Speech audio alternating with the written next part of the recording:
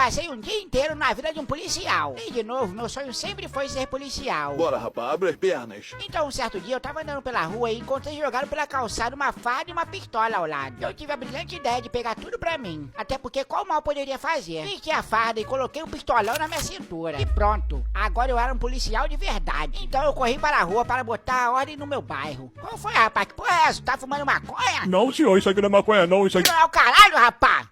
Nessa porra aqui, vai! Eu fiquei por lá pra fazer a segurança dos moradores. Só que de repente eu avisto um assalto bem na minha frente. Então fui lá pra salvar a pobre senhora. Parado, bandido! Você está preso em nome da lei! Ai, cacete, eu não sabia que tinha policiais por aqui. Me desculpe, senhor, me desculpe. Isso mesmo, vagabundo! Seu cozinho não vai ser perdoado na cadeia! Não, senhor, me desculpe, eu sou trabalhador, eu sou trabalhador. Vagabundo, rapaz! Tu vai virar madame! Ué, que porra é essa? Isso aqui não é de verdade?